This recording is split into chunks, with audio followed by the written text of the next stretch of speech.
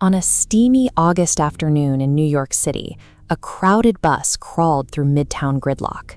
The passengers were sullen and irritable, locked in the discomfort of the heat.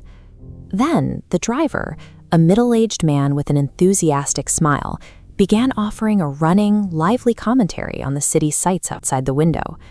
By the time the passengers stepped off, they had shaken off their hostility, transformed by one person's capacity to soften their mood. Contrast that quiet peacemaking with a headline from the same week, a shooting outside a Manhattan rap club. An inadvertent bump in a milling crowd led to a shoving match. Perceiving the incident as an act of disrespect, a teenager pulled a .38 caliber handgun and fired into the crowd, wounding 8 people. We have built highly complex societies and mapped the physical universe, yet we are witnessing a steady disintegration of civility. From violence over minor social slights to a global surge in clinical depression, human impulses appear increasingly out of control. For decades, modern culture has treated cognitive intelligence, the IQ score, as the ultimate metric of human capability. We track academic aptitude rigorously, while largely ignoring the internal mechanics that actually dictate how we behave in moments of crisis. The philosopher Aristotle observed that anyone can become angry, but to be angry with the right person, to the right degree, and for the right purpose, this calls for a specific mastery of self. It is the core of emotional intelligence. In his research, psychologist Daniel Goleman identified a glaring discrepancy in human performance.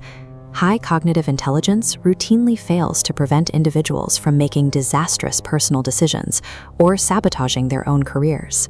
While IQ is a largely fixed genetic given, emotional intelligence governs our capacity for self-control, zeal, and persistence.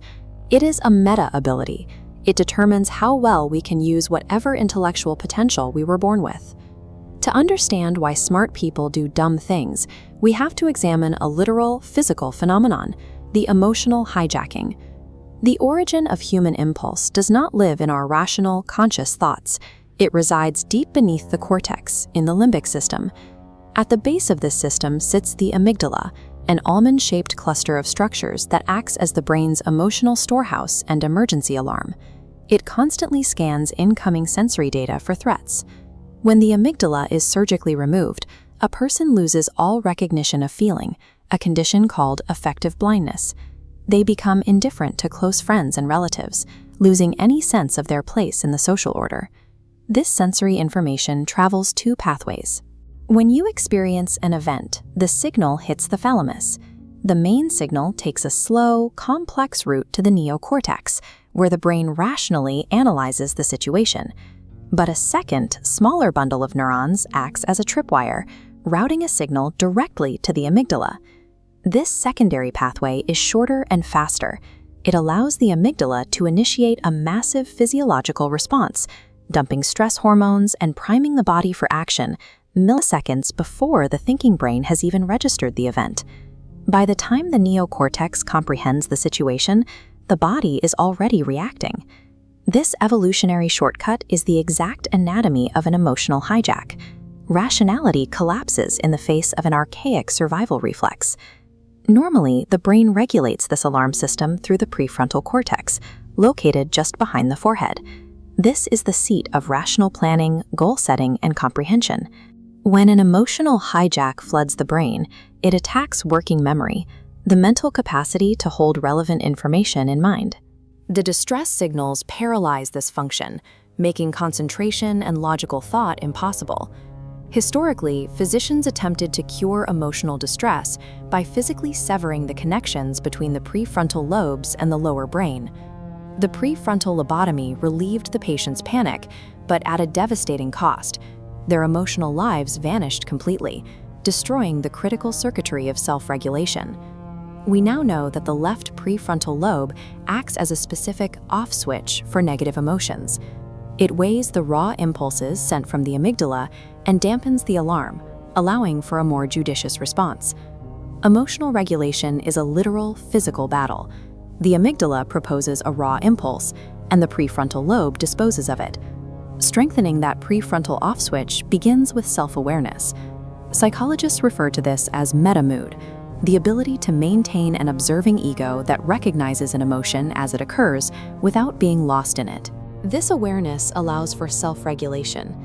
In famous studies of delayed gratification, the ability to deny an immediate impulse in the service of a goal proved to be the base of future academic and personal accomplishment.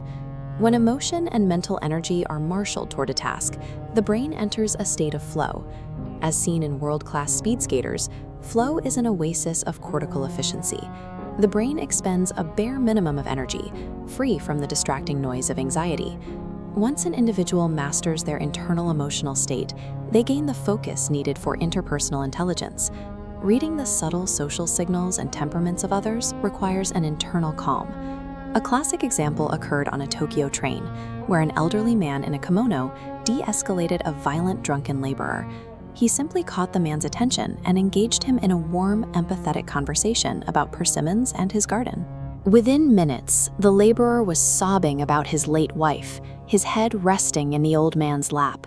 That is emotional brilliance. Empathy is an active, real-world tool capable of disarming violence through connection. The danger of unregulated emotion manifests as an acute physical threat to the human body. Studies out of the University of Rochester have mapped exactly how the immune and nervous systems communicate. Under intense mental stress, blood platelets secrete high levels of ATP, which triggers blood vessel changes directly linked to heart attacks and strokes.